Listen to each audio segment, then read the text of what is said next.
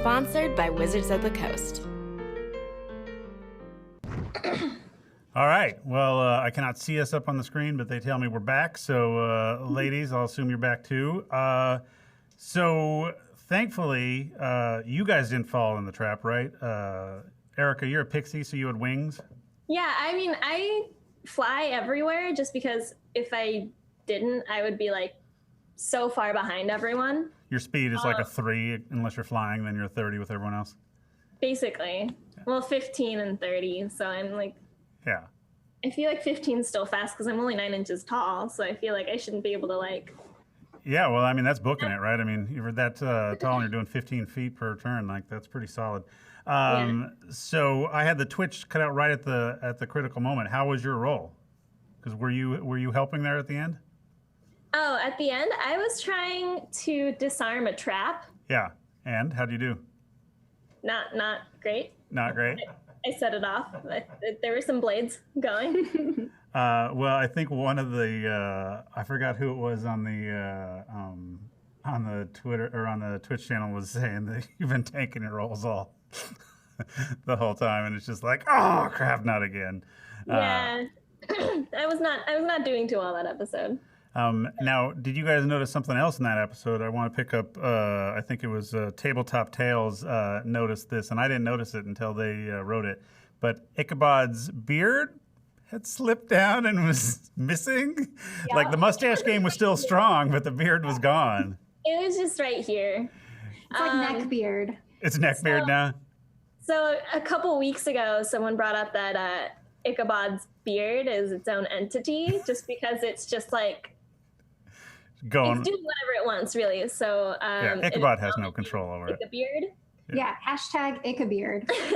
I know. I've seen some people like, like especially that's what they call it when Sujata steals the scene, right? Like you got Ichabearded. Yeah, yeah. What? I haven't heard that. Yeah, there's a term when and there's another one where I forgot what the term was, but it was related to the critical role, and it basically means a scene stealer. So another question that I think came from the channel that was cool, and this is who is this? Dallas Bloom. Hi, Dallas. Hi, Dallas. Do you know Dallas? Yeah, I know Dallas. Oh, well, Dallas wants to know if you guys thought about trying your hand at DMing. I've definitely thought about it. Rachel and I actually talk about it quite a bit because we both have like ideas for different campaigns we might want to run and like different types of like stories. Mm-hmm. But we haven't tried it yet. But I know I won't. I know that like Rachel and I both want to. You would. Now I noticed that your sister takes this approach, and you kind of said it in this approach too. I mean, you kind of take implicit with DMing is coming up with the story too. But there are these modules that we sell or call adventures. Say, like you could start DMing something that we've written. Yeah, that's definitely. I've been thinking about it a lot because I'm like, there are stories over there. Because I'm about as eloquent as a tree stump whenever I try to write things. Nice. So, yeah. So well, I just quote bad 80s movies the whole time, and then, I know my audience. All right, let's go to some more questions since we're in the Q&A.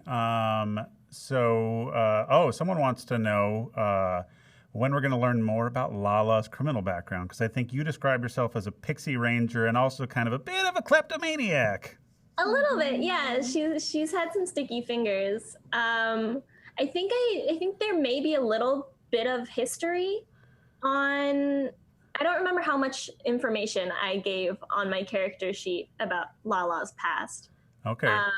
Well, I'm hearing no matter how much you've given, I think you got to really kind of flesh that out, and I think the fans want to hear it. So if you haven't done that already, I would definitely lean into giving your character a big history, because it's really fun to later when you play with other people. Yeah, there's a full history that I believe Kim has. Oh, really? So Kim, when we had created our characters, she wanted us to go further with our characters. So she gave us a set of questions about our past and that sort of thing. So I might have touched on it a little bit in in our GGG character sheets Uh-huh. because she added them to the second page of our character sheets. Yeah, and she did it so that as a DM, she could bring in like little elements from our past, like Yeah. have us cross paths with someone. Yeah, that we yeah. And yeah. So I don't want to like give away too much information. Okay. Well, how about this? We'll let the rest of the season play out so they can see how you guys do in Chult and with your Bulbasaur. And then if you haven't like trickled out some more information, then I would say that when we finally get you guys doing your live stream instead of doing the recording, we can dive a little bit more, do some origin story stuff. Yeah. Yeah. Because she's got it's a pretty I don't know how to put it. Like I said, I'm about as eloquent as a tree stump. Nice. But she has a lot of secrets. Oh, nice. Well, I usually play rogues with criminal backgrounds too. So yeah, I keep a lot of stuff secret. And I have two lists going. I have my list on what I say is the answer, and then I have my list, my personal thing, which is the real one, and I try to hint sometimes of those. So I understand what you're saying. You got to keep it a little secret. I kind of already know the answer to this, but I think that we're seeing this question pop up again. And you guys have mentioned that Erica plays longer, and I know that Rachel and you, Erica, have been playing the longest. So I think someone want to know, Erica, how long have you been playing for? And then I think the reverse question on that is, Alice, when did you start playing? Because Erica, you and Rachel, were you guys playing up in Ashland or? Well, actually, Rachel and I had never played. We hadn't played together. Oh, you hadn't? No. So after I moved away from Ashland and I moved back home for about a year. And when I was there, that's when I was playing my friend Sarah and her husband. They, well, I guess at the time fiance, they invited me and we had played for a little while, but then they had to stop so they could plan their wedding. Oh. And then I moved down here. Priorities. And so about how long is it? Have you been playing for 3 or 4 years, or how long? I mean, not consistently, but right. 4 or 5 years maybe. Okay. And with a break in the middle. 2 or 3 year gap in between. And then Alice, you and most of the crew, with the exception of Rachel and Erica, pretty much been playing for about 1.5 years or 2 years now, right? Like since this game group has got together? About 1.5 years now, yeah. Because we started playing shortly after my birthday, not this year, but last year's birthday, which is in February. So good to know. So yeah, but you came in a little bit later. I did, yeah. Yeah. I came in a little bit later. Because you heard how much fun they were having and you got a little jealous? Because they sold it so well. I was like, oh my gosh, this sounds awesome. And I've always been curious about D&D. You guys are getting together, drinking wine and playing a cool game? I'm in. Yeah, yeah. Yeah, like I'd always heard about D&D and it sounded really fun. But I'd never known anyone that like had a game they could invite me into. So that was really cool. Another interesting question from the Twitterverse, and do me a favor, Bart, on there, tell me who said it too, so I can call them out and embarrass them. But I think you guys got asked a question a couple times ago about like which spells you would be interested in having as you level up and stuff like that. So this is kind of similar to that, but what monster would you guys like to face maybe when you're ready? Like level appropriate, but like what monsters in D&D that you know about that you'd be like, that'd be kind of cool. Maybe you're scared of it, maybe not, but it'd just be like you want to experience it firsthand. The Tabaxi. They're not a monster per se. Is it not? Is it not a monster? And we met. You just like. Well, you just they could be. They could be the villain. I do. I want to fight one. You do?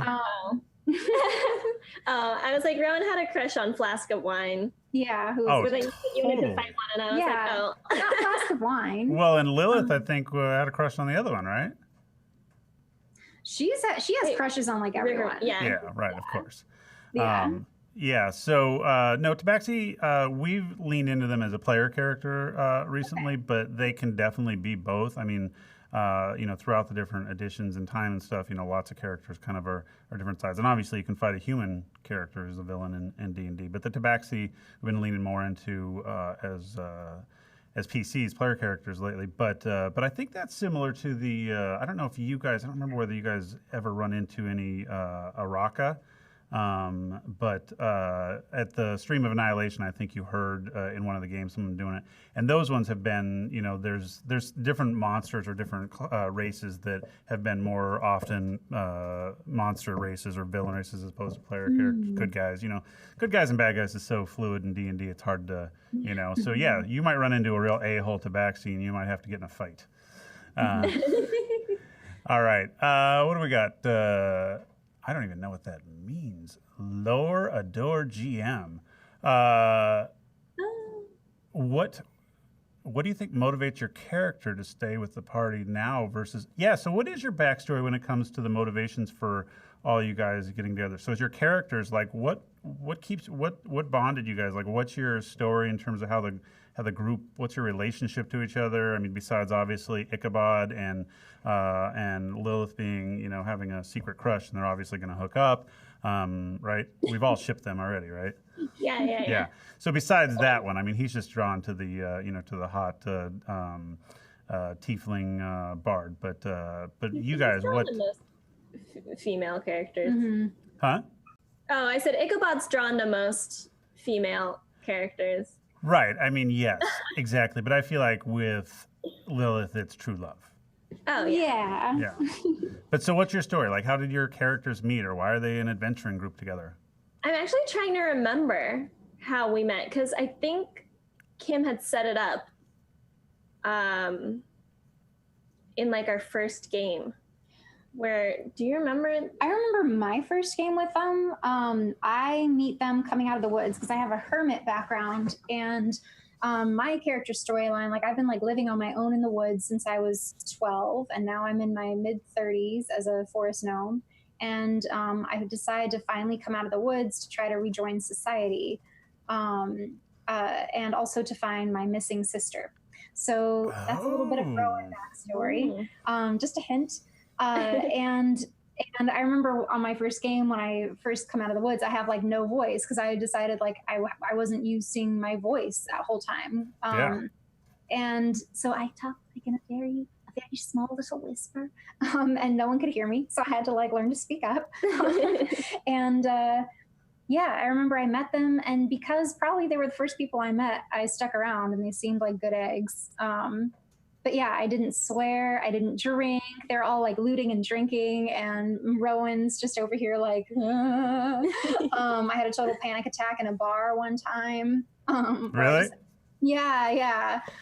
Where I as Rowan had a little meltdown. But now I think like, also the first season of Girls That's Glory, my character wasn't wearing much makeup, and then on season 2, Erica, who does my makeup, I was like, Rowan's been in society a little bit longer, so I feel like maybe she could have a little more sparkle, something. So yeah, I think she's more comfortable. So now she's a big city kid now.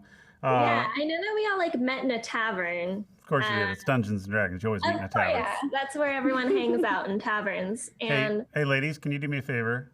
Yeah. Can you tell Captain Muck that they are awesome? Captain Muck, you're awesome. There you go. That's because Bart messed up. Now we're calling you out, Captain Muck. Captain Muck asked one of the questions in there before I made Bart tell me who was asking the questions. Yeah. Okay, so let's go back to this one. I know we're bouncing between like your origin stories and stuff, but I totally think next phase is we do the live stream and we go origin story.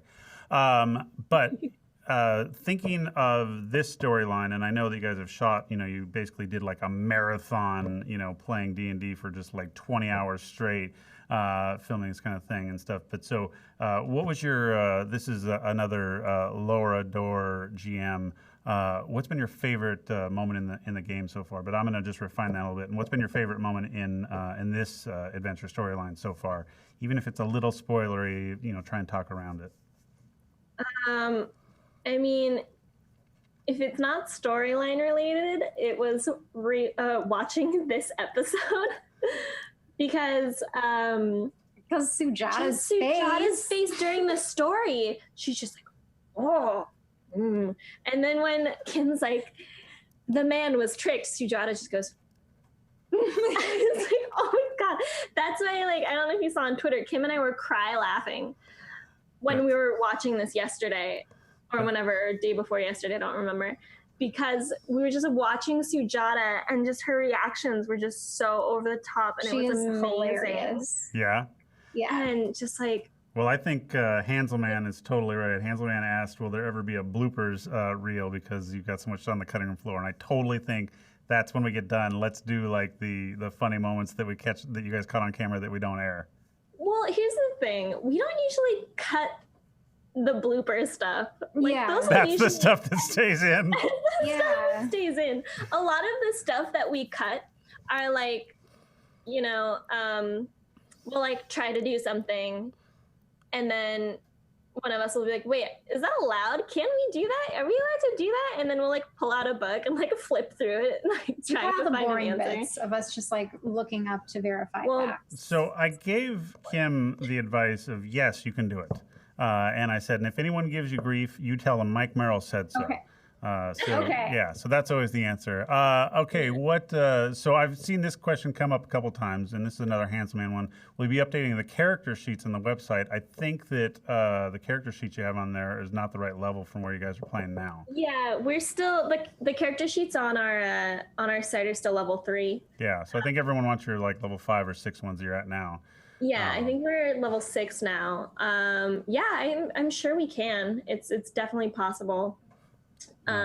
Okay, well, I've seen that on the Twitter before. This is not a new question, so I think you got to jump on Yeah, that. we should do Okay. Yeah. Thank We'll you. poke Kim because she knows she knows how to do all the website stuff.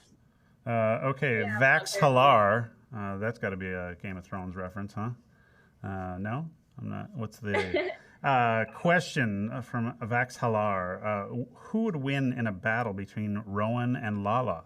Now, first of all, you're both the tiny ones, right? So, Lala, you're like what? You're like this high, right? And then Yeah. Rowan, what are you, about 2 or 3 feet? I think 3.5 feet. Or no, Whoa. maybe 2.5 feet. Yeah. So, so who would win? I mean, I'm gonna go ahead and say Rowan because this kind of goes along with the battle royale question last week. Just because, like, if Rowan had to fight me, she has like, you got like fireballs and like magic missiles, and like I have a bow and arrow and But you have Hunter's Mark. And like I've seen you with that Hunter's Mark. Yeah, but that's like plus six damage. You know, it's like it like could do some damage, but like if you set me on fire, like come on, If you set me on fire. let's be real. Oh yeah, or if you call If I called lightning on me, her. let's be real, Rowan would win, hands down. No, it was awful. If Rowan chose to fight. Maybe, but I hope I never do. But it was kind of, we almost kind of had to fight when we were doing Stream of Annihilation with Matt Mercer. He had Lala possessed, right? No, Lilith was possessed. Lilith was possessed. Why was I fighting you then? You got possessed. I got possessed. That's what it was. I got possessed. She was a giant eagle, and she didn't. Oh, that's she, right. I remember that. on wisdom or something. And so Yeah. then she turned on me, and I was like, no. Yeah. I was like, she could eat me. Well, giant eagles love pixies for breakfast. That's a known fact. Yeah, she could It's have just known. been like, Yeah, and I was really hoping I wasn't going to. And well, I and didn't. then but then Lilith got possessed, and so then it was my turn to attack. I was like, I don't know what to do, and so I just like stabbed her in the arm, like with my dagger. I think the other obvious reason on why Rowan would win is a couple people. I think D Fernan 90 pointed out, like, Rowan, you've been killing the dice rolls this one, so you just you're I pure did. luck. Yeah, it's just like, seriously, how many times are you gonna roll 20s? Dude, I would just know. like to say, on my behalf, that one of our off games, I rolled 2 20s in a row. I critted on 2 attacks. Oh, they were attacks. Okay, I'm like, what was one of them a perception check, and the other one was I had was a 2 lock attacks. pick? Because I did that the other day. That's awesome. We were playing, and we're in this room, and it's mysterious, and we're being like super cautious, and I'm listening to the door, and I roll like a perception as a 20, and then later, when we had to roll a Constitution saving throw to get out of this crazy room, I failed 9 times in a row. Oh no! So I'm like, good. I wasted the good 20 on listening under the door. You know what was under the door? Oh my God. Nothing. Nothing. Classic. No, she helped kill a baby dragon because I mean, it wasn't like a double baby. attack. A It baby wasn't dragon? an infant. No. It was big enough. Did to you pull it out of the almost kill crib us and all. then? It was big enough to almost kill us all. So So a young dragon. It was a young young dragon. dragon. Yeah, I'm like, you made it seem like I Yeah, like not like Yeah. a hatched. like a no, Um, no. my reputation. yeah, seriously. I know another. I don't know who did this one, but I do want to ask this question too. And this is probably a little bit more for Lilith. But how long does it take to get into costume? You mentioned that Erica does your makeup, and obviously, Erica, you've got the wings, and you both wear the ears, which, let's be awesome, is awesome. They're fun. It's a lot faster for like Alice and me. Mm-hmm. Moira. I think Allie's call time was maybe 2 hours before we started to film. Something like that. Because, Yeah. I mean, because she has all of the. because we had to Yeah. do a whole thing, and she has the wig, and And her cool horns, and then obviously Kim's horns. Someone else in the Twitch said that should just be like standard issue for all DMs, and I think that we're gonna have to do that. I think Chris Perkins in the horns. yeah, that'd be a good luck. It only takes me like 45 minutes, I'd say. Even that, I don't Between, think it like- takes that long. No, my makeup takes what, like 20, 25, and then like I throw Yeah. my hair up and then just getting dressed. So yeah, me and Sujata are probably the easiest because Sujata has no makeup except for the bushy eyebrows and the stash. And then And the Kim- beard game. Yeah, and then Kim braids her beard and she like throws She's on done. the braid. She's done. Yeah, and like my wings aren't that hard. We just like shove them in the back of the bodice because they have like sticks at the bottom. Oh, okay. Yeah, I mean my makeup takes a little bit longer just because I like try to put as much glitter on me as cute. possible. and so I don't know. I would say probably for all of us to get ready, like 2 or 3 hours, depending on if I have someone helping me with makeup. Nice. Yeah. So So basically, Rachel and I have to get like laced 20 up. times longer than it takes me.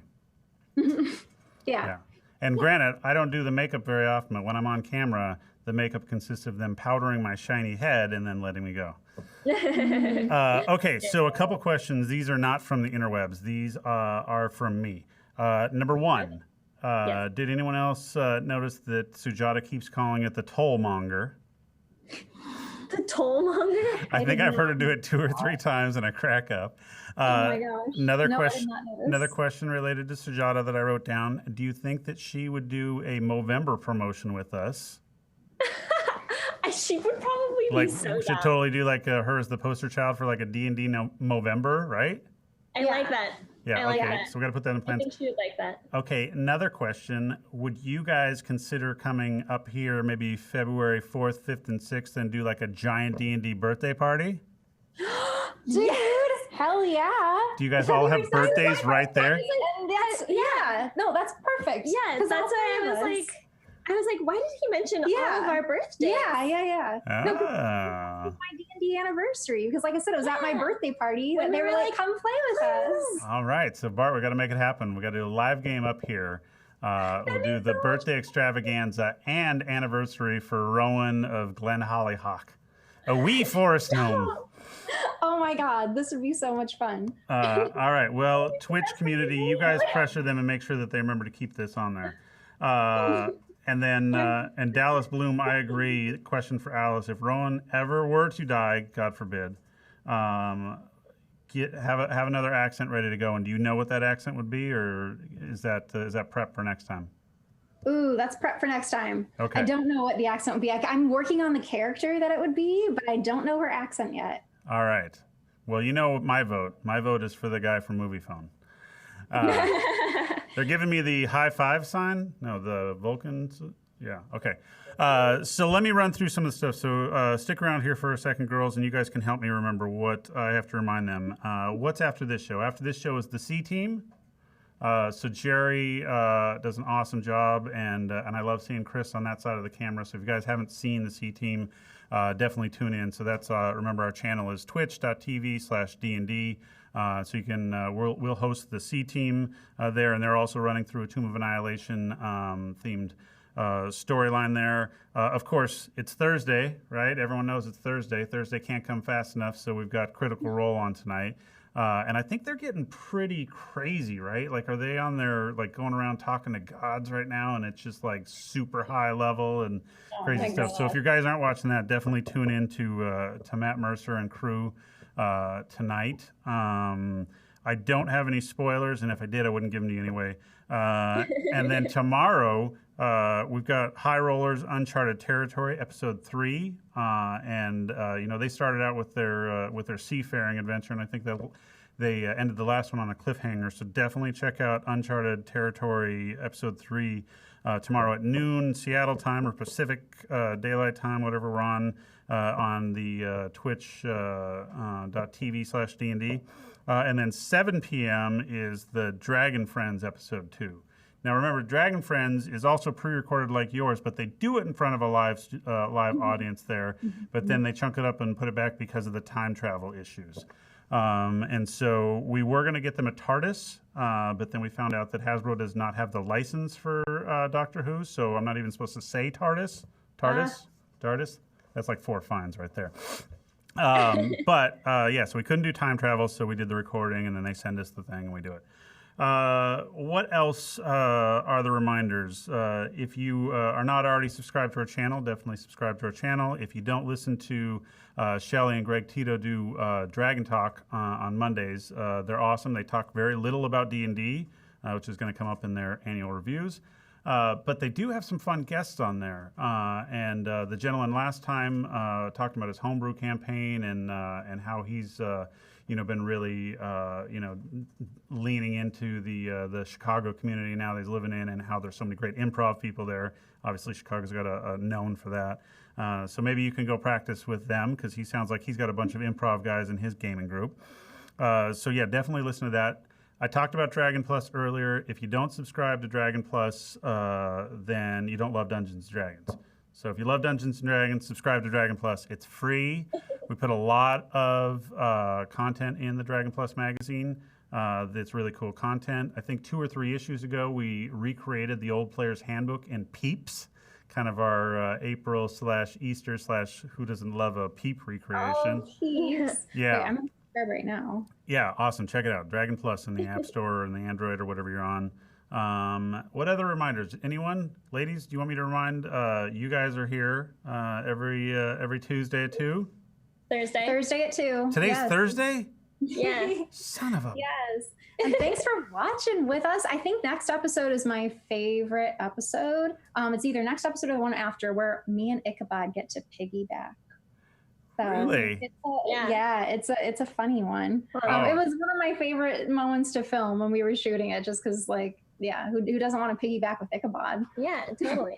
I'm trying to find the schedule for next week, but I think if Kim is in the chat, I think she knows who will be on next week. Is Kim in the chat, first of all? And second of all, is she down in Mexico right now? She is in Mexico. Son of a... Charmed life, right? She's drunk, according to the chat. Well, I'm drunk too, but I'm still at work. Bart, are you drunk? Well, Bart's not drunk, but we can fix that, right? So who's going to be on next week? We're not sure yet. We don't know. I'm not sure yet. I was hoping Kim would chime in, but she's drunk, so we'll see if she remembers. All right. Avalanche Mono says Alice, Erica, and Kim. No, it says love Alice, Erica, and Kim. Oh, yeah. Yeah, I love you guys too. You guys are awesome. Oh, the heart. Another question from there. When will Force Grey Season 2 start? Are we talking about that yet, Bart? We have not. We're not saying that we're going to air on July 31st? No? No, we're not saying. Okay, sorry, scratch that. We have the 8-second delay, so just take that part out. Like bleep where I said July 31st, season premiere, Force Grey Season 2. Okay? You got that?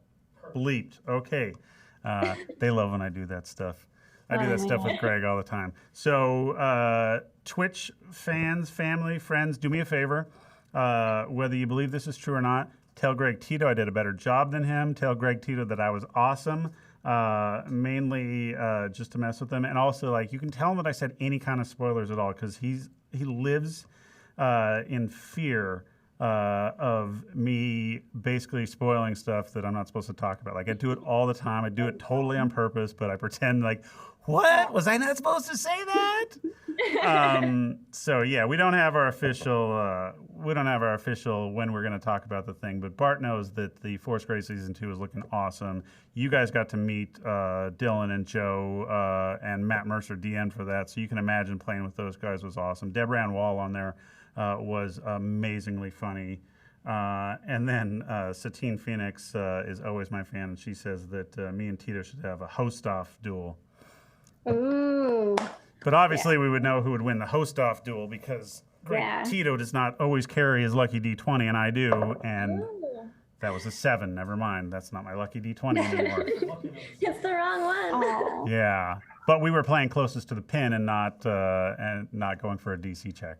Okay, so did I miss anything? Was there anything else I was supposed to say? I'm looking at you guys. We're cool in the gang. Alice and Erica, I'm going to come down and visit soon. And last week, remember, you guys promised me, well, Rachel and Erica, you promised me that I could come crash your game, right? Yeah. We've told you that twice now. Yeah, so that's got to happen. So I haven't booked my next flight because, honestly, my favorite part of the job here is that I get to work with all these really creative people and fun storytellers and check out the new stories and stuff. My least favorite part of the job is I got to do like PowerPoints and board presentations that I feel like suck my creativity out because it's, like numbers and like staring at the computer. And so I've been doing a little bit too much of that lately. So it's kind of got my game playing down a notch. But as soon as I come out from the Excel data hole, then I'll get to play. Oh my gosh, it'll be so much fun to play with you. I know, I'm excited. Yeah. Oh wow, I feel like we're building it up. What? What character are you? Well, if I play my go-to character is a high elf named Ganache. Ganache. Yes, and he is a pastry chef. Yes, I was hoping so. And and that's pretty much his story, and he's sticking to it. And he's pretty awesome. The other one that I have been playing recently is a dwarf rogue by the name of Alexander Rock Crusher. Or sometimes it's Al Pebble Thrower, or sometimes it's Xander Stonecutter. But it's always like some variation of Alexander and Rock Crusher, and because he's got his different false identities, and so I always like to mix it up but keep the naming similar. Nice. All right, so to end, it's ending time. Okay, so ladies, have you seen the next episode?